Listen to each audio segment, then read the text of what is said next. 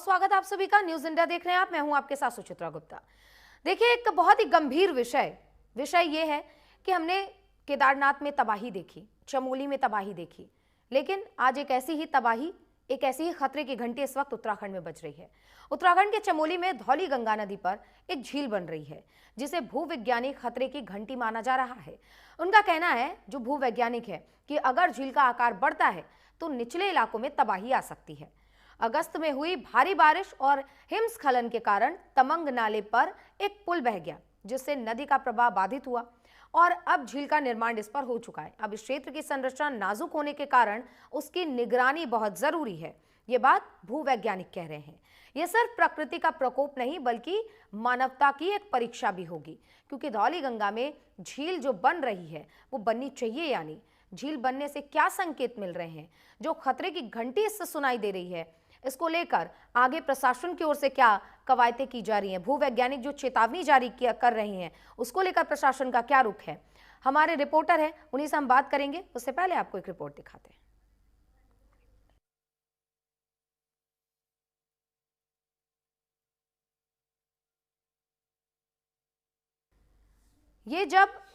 ये तस्वीर हम आपको धराली की दिखा रहे हैं, जहां पर अचानक से बादल फटने के बाद जो भारी तबाही हुई, उसके बाद से लगातार अगर हम कहें तो उत्तराखंड में इस तरीके का हमें मंजर देखने को मिला, जहां पर भारी बारिश और बाढ़ की स्थिति ने उत्तराखंड के एक एक लोग को खूब परेशान किया है। वहां के लोगों का जीवन बसर काफी मुश्किल हो गया था पूरे मानसून के दौरान। और अब एक नई खतरे की घंटी बज रही है, जहां पर धौली गंगा को लेकर यह बड़ी जानकारी भी सामने आई कि एक झील वहां बन रही है और वो झील आने वाले समय में बड़ी घटना को आमंत्रित कर रही है। क्योंकि अगर इस झील का आकार बढ़ा, क्योंकि जो पुल था बीच का वो टूट गया, क्षतिग्रस्त हो गया और उसने नदी के प्रवाह को बाधित कर दिया, जिसके बाद से एक झील का निर्माण शुरू हो गया। और अगर धीरे धीरे इस झील का आकार बढ़ता है तो निचले इलाकों में तबाही आ सकती है। इसको लेकर लगातार प्रशासन की ओर से चेतावनी जारी करने के बाद कहीं ना कहीं भूवैज्ञानिक जिस खतरे की घंटी को लेकर बातचीत कर रहे हैं,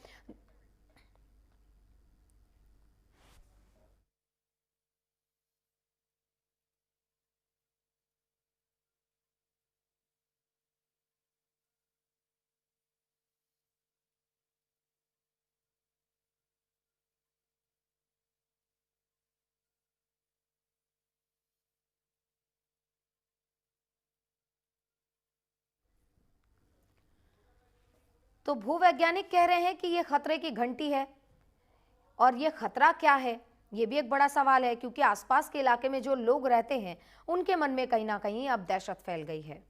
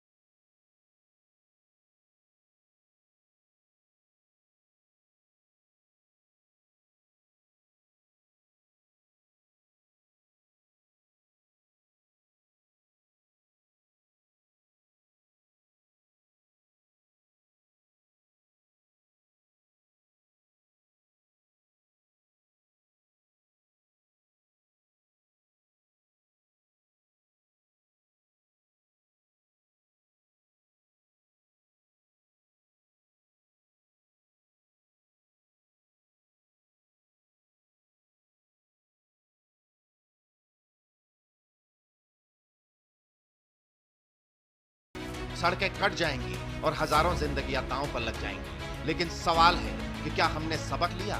2025 के अक्टूबर में ही उत्तरकाशी में क्लाउड बर्स्ट से धौलीगंगा में फ्लैश फ्लड में 5 जानें ले ली और 50 से ज्यादा लोग लापता हो गए। 2019 में भी शासन के नॉलेज में लाया था, जब मैं यहाँ आयुषेक में डायरेक्टर था, तो मैंने लिखित दिया हुआ है कि झील बढ़ती जा रही है और इस झील के एक आने वाले टाइम में इसके परिणाम खतरनाक हो सकते हैं। इसलिए भी हमने जो वसुधारा, उसका नाम है वसुधारा झील ताल, तो वसुधारा ताल बहुत बड़ा ताल अपने उत्तराखंड के अंदर इसी धौलीगंगा के मुहाने पे बन रहा है ऊपर, और यही ग्लेशियर मेल्ट, चाहे वो गांफी घाट हो, चाहे तमंग नाला हो, ऑल जो साइड में जितने भी ट्रिब्यूटरीज हैं, इनसे आने वाला जितना भी मलबा है,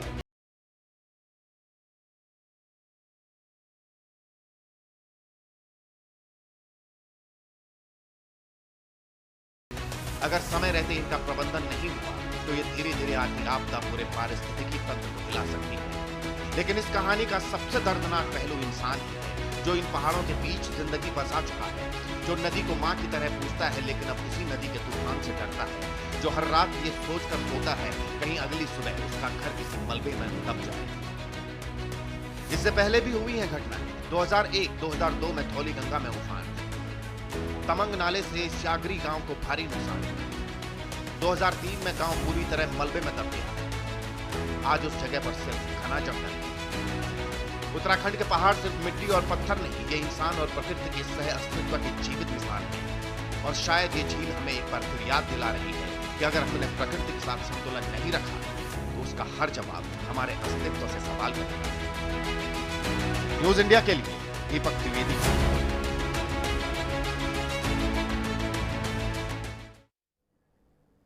तो देखा आपने कि जो खतरे की घंटी इस वक्त उत्तराखंड में सुनाई दे रही है, लोगों को अब काफी परेशान कर रही है। लेकिन इन सब का कारण क्या है, इसको लेकर भूवैज्ञानिक क्या कह रहे हैं, प्रशासन की ओर से क्या चेतावनी जारी की गई और प्रशासन इस पर क्या रुख अपना रही है, तमाम जानकारियां हमारे रिपोर्टर से ले लेंगे। अमित रावत विकासनगर से हमारे साथ जुड़ गए, विश्वास सैनी हरिद्वार से हमारे साथ जुड़ गए। विश्वास, सबसे पहले आपके पास विश्वास, क्योंकि देखिए हमने देखा है कि उत्तराखंड में लगातार ऐसी आपदाएं आती रही हैं जहां पर आसपास के जो लोग हैं उनको खासा परेशानी होती रही है। इस साल की अगर हम बात करें, मानसून में धराली, थराली, बादल फटने की घटनाओं की वजह से काफी नुकसान हुआ। लेकिन एक और खतरे की घंटी इस वक्त धौलीगंगा में झील की वजह से बज रही है। इसको लेकर भूवैज्ञानिकों का क्या कहना और प्रशासन का क्या रुख? जी हाँ, देखिए मैं आपको बता दूं, उत्तराखंड की वादियां जितनी खूबसूरत है, पर्यटकों को जितना ये अपनी ओर रिझा भी लेती है, उसी तरीके से जो उत्तराखंड की वादियां हैं वो कई इस तरह की आपदाओं की याद भी सजाए हुए हैं। उत्तराखंड के चमोली में धौलीगंगा नदी पर जो अचानक झील बन रही है, उस झील ने वैज्ञानिकों और प्रशासन को सतर्क कर दिया है, क्योंकि इसका आकार बढ़ता रहा तो निचले इलाकों में भारी तबाही आ सकती है। चमोली जिला जो है वो पूरे उत्तराखंड में भूस्खलन से बनती अस्थायी झीलों के लिए भी सबसे संवेदनशील क्षेत्र माना जा रहा है। बात है अगस्त 2025 में जिस तरह क्षेत्र में बारिश हुई और बारिश से जो हिमस्खलन हुआ, उसके कारण जो तमंग नाले पर जो पुल बना था वो बह गया, जिससे नदी का प्रवाह है जो वो बाधित हुआ था और जो अस्थायी झील है उसका निर्माण हुआ था। भूवैज्ञानिकों का मानना है कि ऐसे भू आकृति के बदलाव न सिर्फ प्रकृति के प्रकोप है, बल्कि हमारी मानवीय जिम्मेदारी और सतर्कता की भी परीक्षा है। झील का बढ़ता जो आकार है, जो बढ़ रहा है, वो भूवैज्ञानिकों के माथे पे चिंता की जो लकीर है वो जरूर ले आया है, क्योंकि बढ़ता आकार निचले जो इलाके हैं उनके लिए भी खतरा बना हुआ है। और जो अचानक बाढ़ का जो खतरा है, इसे जो भूवैज्ञानिक जो है, जो इस पूरे जो घटनाक्रम है, इसको लैंडस्लाइड लेक आउटबर्स्ट फ्लड या ग्लेशियर लेक आउटबर्स्ट फ्लड भी कहते हैं, जो कि अपने आप में एक बड़ा खतरा माना जा रहा है। हालांकि जिसकी वजह से जो प्रशासन है, प्रशासन के चेहरे पर भी चिंता की लकीरें देखी जा सकती है और जो लोग हैं वहां पर, जो आसपास गांव में जो लोग रह रहे हैं, उनके ऊपर भी चिंता की लकीरें देखी जा सकती है, क्योंकि उत्तराखंड ने 2013 की आपदा भी देखी, जो केदारनाथ में जो आपदा आई थी, बहुत बड़ा नुकसान जो हुआ था, पूरे उत्तराखंड को भारी क्षति हुई थी और साथ ही साथ पूरे भारत ने भी उस तरह की जो आपदा है उसको देखा, किस तरीके से उत्तराखंड के अंदर, केदारनाथ के अंदर चौराचारी ग्लेशियर जो है वो टूटा था और जो भारी आपदा आई थी, उसकी जो यादें हैं वो अभी भी सजाए हुए। तो उसको लेकर जिस तरीके से अभी झील का जो निर्माण हो रहा है, उसको लेकर भूवैज्ञानिक जितने परेशान है, उससे ज्यादा परेशान प्रशासन और वहां के जो लोग हैं वो भी है। इसको लेकर प्रशासन जरूर सतर्क है, भूवैज्ञानिकों से लगातार संपर्क बनाए हुए हैं और कई तरीके की जो सावधानी है वो भी जो है वो करने की कोशिश कर रहे हैं। ठीक है, हमारे सहयोगी अमित रावत भी हैं विकासनगर से। अमित, उत्तराखंड में आपदाओं का इतिहास बहुत पुराना रहा है, चाहे केदारनाथ की बात करें, चमोली जो कि सबसे प्रभावित इलाका रहा है, अब धौलीगंगा को लेकर ये जो खतरे की घंटी सुनाई दे रही है, प्रशासन की ओर से कवायदें की जा रही हैं, सावधानियां बरती जा रही हैं, लेकिन आसपास के लोगों को कैसे सतर्क रहने की जरूरत है? जी बिल्कुल सही। पहाड़ी क्षेत्र है तो कहीं ना कहीं दुर्गम क्षेत्र है, तो लोग इसमें जो है आए दिन इन परेशानियों का सामना करते रहते हैं। और उत्तराखंड है तो कहीं ना कहीं प्राकृतिक आपदाएं इसमें आती रहती हैं। और पहले भी, चाहे वो जोशीमठ का भूकंप हो, चाहे वो केदारनाथ की आपदा हो, या फिर उसके बाद रेणी रेणी में भी बहुत हम्म। भयानक एक बार आपदा आई थी, जिसमें कई 100 लोग उसमें जो है उसमें क्षतिग्रस्त, मतलब अब हमारे जो पहाड़ क्षतिग्रस्त हुए थे, कई लोगों की मौत हुई थी। लेकिन इस तरह के तमाम जो ये जो मशक्कतें हैं, इसको करने के करने और समझने के बावजूद भी, अगर यहाँ पर धौलीगंगा नदी को अगर जो झील बनी हुई है, इसको लेकर वाकई में मेरे सहयोगी विश्वास सैनी ने बिल्कुल सही कहा है कि वाकई में प्रशासन और सरकार और प्रशासन जो है, वाकई में जिसको बोलते हैं कि वाकई में एक समस्या वाली बात है कि उसमें भूवैज्ञानिक भी ये कह रहे हैं कि चिंता का विषय तो है, क्योंकि वहां पर जो बना हुआ है उसमें अगर पानी धीरे धीरे, जैसे ग्लेशियर अभी ग्लेशियर पिघलता है, टूटता है, तो उसमें धीरे धीरे पानी जमा होता है, वो धीरे धीरे एक झील के रूप में और बड़ा तब्दील हो जाता है। तब्दीलीकरण होने के बाद उसमें जो है वो झील एक विशाल आकार ले लेता है। लेकिन भूवैज्ञानिकों का कहना है कि कहीं ना कहीं ऊपर तो नहीं, लेकिन निचले स्तर पर, निचले जो भाग में जो लोग रह रहे हैं, उनके लिए एक बहुत बड़ी समस्या खड़ी हो जाएगी, क्योंकि आसपास में अभी भी जो लोग वहां पर रह रहे हैं वो भी प्रभावित हो सकते हैं। लेकिन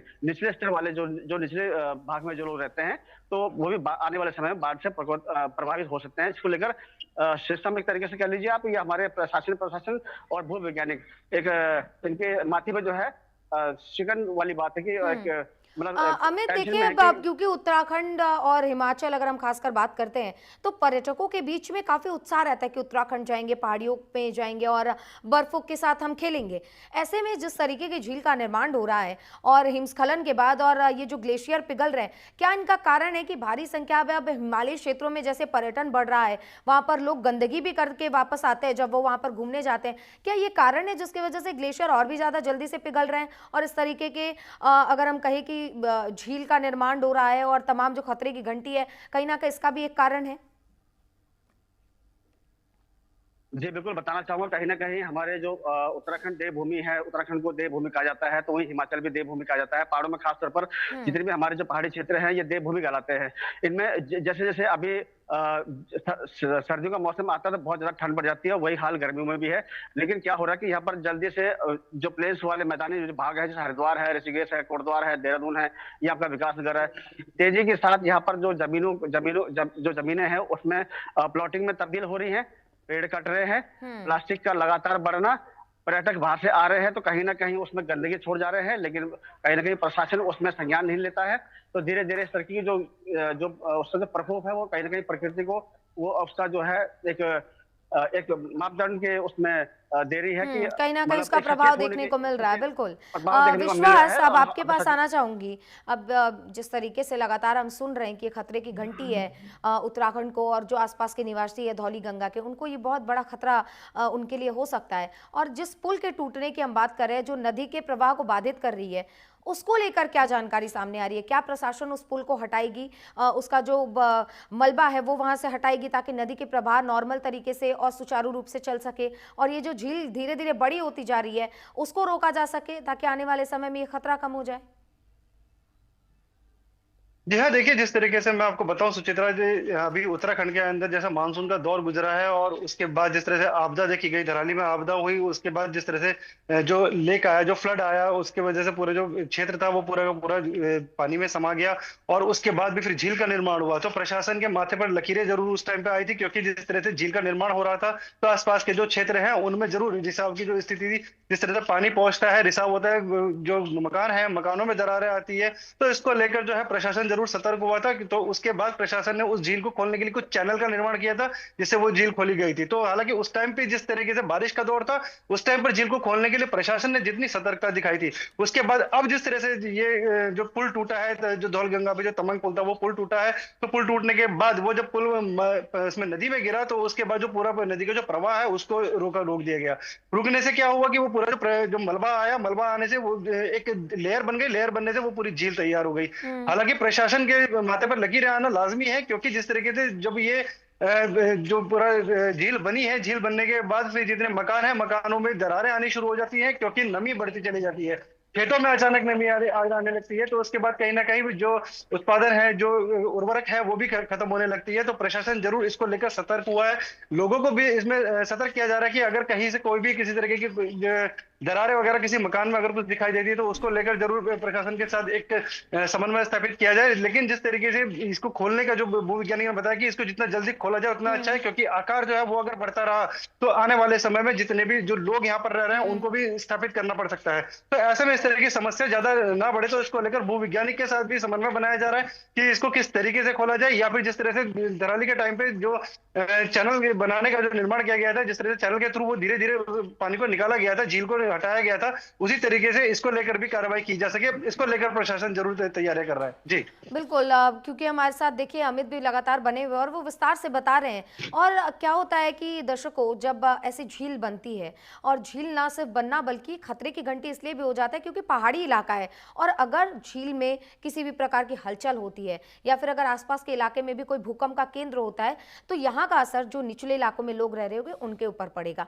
अमित, मैं आपसे समझना चाह रही थी, क्योंकि आप वहाँ रहते हैं, आप लोग वहाँ के वातावरण को, वहाँ की स्थिति को बेहतर समझते हैं। ऐसे में जिस तरीके से अब अगर हम फरवरी 2025 की बात कर लें, तो दिल्ली में भूकंप आया, बट कहीं ना कहीं उसका असर धौलीगंगा के उस क्षेत्र पर भी पड़ा, उसका केंद्र कहीं ना कहीं आसपास में माना गया और इसका असर वहां पर भी देखने को मिला। तो क्या आने वाले समय में अगर ऐसी कोई घटना, ऐसी कोई दुर्घटना होती है, तो इसका असर सीधे तौर पर वहां के लोगों पर पड़ेगा? और अगर ये पड़ता है तो उसके लिए अभी से अगर न सिर्फ हम झील की बात करें बल्कि प्रशासन को इसके अलावा क्या कदम उठाने चाहिए कि वहां के लोगों को सहूलियत हो सके? जी बिल्कुल बताना चाहूंगा। एक बार पहले जब चमोली में एक बार जब भूकंप आया था, तो उस भूकंप से जो आसपास का जो क्षेत्र थे सभी प्रभावित हुए थे। आसपास का जो क्षेत्र था सभी प्रभावित हुए थे, लेकिन लोगों के मन में जो खौफ बैठ गया था उसको लेकर भी प्रशासन हरकत में आया, और उसके बाद फिर धीरे धीरे जनता के साथ प्रशासन ने उसमें समन्वय बनाया। अभी वही हालात यहाँ पैदा होने वाले हैं कि जिसमें प्रशासन सचेत हो तो रहा है, लेकिन कहीं ना कहीं भूवैज्ञानिक और प्रशासन सब आपस में मिलकर समन्वय कर रहे हैं ताकि ये हालात आगे ना पैदा हो, जिसको लेकर अभी सतर्क होने की जरूरत है, और हो भी रहे हैं। जी बिल्कुल, तो जाहिर सी बात है प्रशासन को भी सतर्क होने की ज़रूरत है और आसपास के लोगों को भी। लेकिन विश्वास सवाल तो ये भी उठता है ना कि लोगों को विस्थापित करने की बात अगर यहाँ पर आती है, तो एक घर बनाने में लोगों को बहुत समय लगता है, पूरा जीवन निकल जाता है, एक एक पैसे जोड़कर घर का निर्माण किया जाता है। लेकिन वो घर जिनका निर्माण वो पूरे जीवन में अपने पूरे पैसे को बचाकर अपनी सेविंग से कर रहे हो, और एक आपदा वो सब कुछ तबाह कर दे, ऐसे में लोगों के मन में तो ये डर लाजमी है। जी हाँ, बेशक सत्येंद्र, देखिए जिस तरीके से लोग अपना आशियाना बनाते हैं, आशिया बनाने के बाद इस तरह की आपदाओं के कारण उनको अगर वो आशियाना छोड़ना पड़े, तो जरूर कहीं ना कहीं लोगों के मन में इस तरीके की जो दुख है वो देखा जाता है। अभी जैसा कि हमने देखा जो धराली में भी जिस तरह से आपदा आई थी, और जो वहाँ जो लोग जो बाद में बचे थे उनको जब वहां से विस्थापित किया जा रहा था, तो जो दर्द था वो जरूर कैमरे पे दिखाई दिया था। लोगों ने उस दर्द को भी देखा कि जब वो इस चीज को लेकर रो रहे थे कि जिस तरह से हमने आशियाना तैयार किया और ये पूरा आशियाना एक झटके में बह गया, और उसके बाद हमें यहाँ से छोड़कर जाना पड़ा, हमें रहने की कोई ठिकाना नहीं। लेकिन जिस तरीके से अभी जो झील का निर्माण हुआ है, उस झील के निर्माण को देखा जाए तो भूवैज्ञानिकों ने जिस तरीके से प्रशासन को सतर्क किया है, तो इसको लेकर वो पहले से ही इसकी जो तैयारी है वो पूरी कर ले कि जिस तरह से विस्थापित वाला जो एक चैप्टर है वो आगे ना आए। क्योंकि जिस तरीके से अभी अगर सतर्क हो जाए, तो सतर्क होने के बाद इस झील को अभी हटाया जा सकता है। इस जो पूरे जो बांध है जो बना है, जो पुल का जो मलबा आया है, उसको हटाकर वो पूरी जो झील है उसको खोला जा सकता है। तो वो विस्थापित वाला जो चैप्टर है उसको जरूर कहीं ना कहीं अवॉइड किया जा सकता है। क्योंकि अगर अभी सतर्क है भूवैज्ञानिक, अभी अगर प्रशासन को सतर्क कर रहे हैं, प्रशासन अगर अभी उसको लेकर कोई कार्रवाई कर लेता है उस पानी को खोलने को लेकर, तो कहीं ना कहीं वो विस्थापित वाला जो चैप्टर है वो नहीं आएगा। लेकिन जिस तरीके से देखा जाए, अभी जो चमोली जो क्षेत्र है वो एक संवेदनशील क्षेत्र है। हम बात करें किसी भूकंप को लेकर भी, या बात करें इस तरह से ये हिमस्खलन को लेकर या भूस्खलन को लेकर, तो उसको लेकर वो संवेदनशील क्षेत्र है। तो क्योंकि धौली गंगा जब वहां पर बह रही है, तो उसको लेकर प्रशासन को जरूर एक रणनीति वहां पर तैयार करने की जरूरत है कि जिस तरीके से जब गंगा जो बह रही है उसके आसपास के जो क्षेत्र है, उन जो गंगा के जो तट है, जो धौली गंगा के जो तट है, उनके आसपास से दूरी में जाकर कहीं निर्माण कार्य हो, और निर्माण कार्य अगर उससे दूर रहेंगे तो जो धराली की आपदा है उसकी पुनरावृत्ति नहीं हो पाएगी दोबारा। तो उसी तरीके से जिस तरीके से देखा जाए कि जो धौली गंगा के आसपास का जो क्षेत्र है उसको इस तरीके से बसाया जाए, जिस तरह से जो लोग हैं उनकी बसावट इस तरीके से हो कि वो गंगा से दूरी पर रहे, और जो अभी फिलहाल जो वहां पर स्थिति बनी हुई है उसको भी पार पाया जाए, और जो अभी कमन का जो अभी वहां पर मलबा मलबा आया हुआ है उसको भी हटाया जाए और जितना जल्दी हो सके उसको जो झील है उसको खोला जा सके, उसको क्योंकि जिस खोला तरीके जा से अगर सके। उसका जाहिर सी बात है, अगर ये तो झील कहीं बड़ी ना कहीं होती लोगों के लिए है तो समस्या। इसका खामियाजा लोगों को भुगतना पड़ेगा। और देखिए, दुर्घटना या घटना किसी को बताकर नहीं होती है, लेकिन सतर्कता हमारे हाथ में है। अमित, आपसे समझना चाहूंगी, क्योंकि लगातार मानसून के वक्त जो आपदा और कह सकते हैं कि जो स्थिति उत्तराखंड की थी उस पर सीएम की नजर थी, क्या इस पूरे वाक्य से सीएम इस वक्त अवगत है? और अगर सीएम अवगत है तो उनकी ओर से क्या निर्देश दिए गए हैं? जी बिल्कुल बताना चाहूंगा, हर साल की तरह जो है उत्तराखंड में जो मानसून आती है ये भारी तबाही मचाती है। जगह जगह पर भूस्खलन देखने को मिलता है, सड़कें टूटती हैं और लोग परेशान होते हैं। उसको लेकर हर बार प्रशासन अलर्ट होता है। लेकिन इस बार जो हमारे प्रदेश के जो मुखिया हैं पुष्कर सिंह धामी, इन्होंने साफ निर्देश दिए थे कि कोई भी प्रशासन में कोई भी आला अधिकारी जब कोई तबाही, क्योंकि आपका एक कहना है कि तबाही जो है बोल के नहीं आती, लेकिन अचानक कोई तबाही प्राकृतिक अगर तबाही आ जाती है तो कोई भी अधिकारी जो है मोबाइल स्विच ऑफ नहीं रखेंगे, सब अलर्ट मोड पर रहेंगे। और खास तौर पर एसडीएम लेवल, डीएम लेवल पर जो उन्होंने जो निर्देश दिए थे कि जगह जगह पर जहां जहां जो जो मार्ग बहुत ज्यादा पहले से ही बाधित रहते हैं, खासतौर पर मानसून के समय पर, तो वहां पर जो है पहले से जेसीबी मशीनें लगाई जाए, वहां पर जो है प्रशासन को अलर्ट किया जाए। एसडीआरएफ, एनडीआरएफ और पुलिस को बिल्कुल अलर्ट किया गया था ताकि ऐसी तबाही दोबारा ना देखने को मिले। इससे पहले ये लोग सक्रिय हो चुके थे और आगे भी ये निर्देशित किया गया था कि सभी सभी जो आला अधिकारी है, सभी विभागों को बिल्कुल अलर्ट मोड पर रखा गया था। जी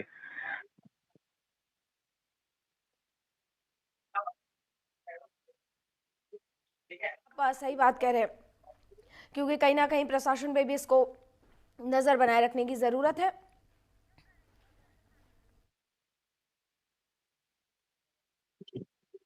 क्योंकि लगातार सीएम धामी भी इस पूरे मुद्दे पर नजर बनाए हुए थे। अमित, क्योंकि हम ये भी चीजें देख रहे हैं विश्वास की सीएम धामी नजर बनाए हुए हैं और केंद्र की ओर से भी विश्वास एक टीम भेजी गई थी। उस टीम ने आकलन किया प्रॉपर तरीके से कि पूरे मॉनसून में किन किन चीजों को लेकर नुकसान हुआ है, कितने का नुकसान हुआ है। तो क्या जब केंद्र की ओर से ये टीम आई थी तब ये पूरा मुद्दा उनके सामने नहीं था?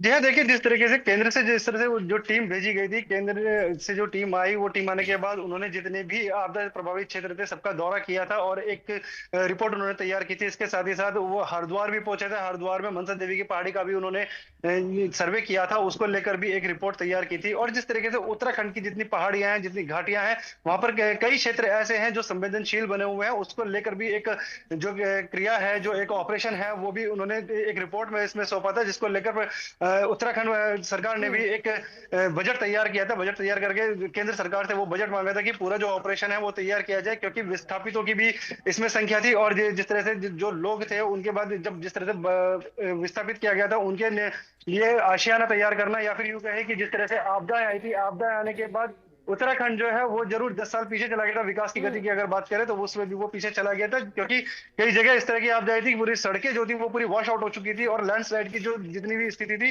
वो काफी भारी मात्रा में यहाँ पर देखी गई थी। तो उत्तराखंड के अंदर मानसून ने जिस तरीके से अपनी जो आपदा जो आई थी उत्तराखंड में मानसून की वजह से, मतलब उसको हम लेकर विश्वास कह सकते हैं कि मानसून जरूर चला गया है, लेकिन खतरे की घंटी, खतरे को लेकर अभी भी जो चेतावनी है वो उत्तराखंड वासियों के पर बरकरार है। ऐसे में प्रशासन को भी सावधान रहने की जरूरत और इस खतरे को ना बढ़ने दिया जाए, इसकी जिम्मेदारी पर भी प्रशासन को आगे आना चाहिए और इस पर बढ़ चढ़कर काम करना चाहिए। अमित और विश्वास, आप दोनों का बहुत शुक्रिया तमाम जानकारी के लिए। तो अब इसको लेकर देखिए प्रशासन अलर्ट हो चुका है, लगातार इसको लेकर कार्रवाई की जा रही है। हालांकि क्या रिजल्ट सामने आएगा वो भी आप तक पहुंचाएंगे। रुकेंगे एक ब्रेक के लिए।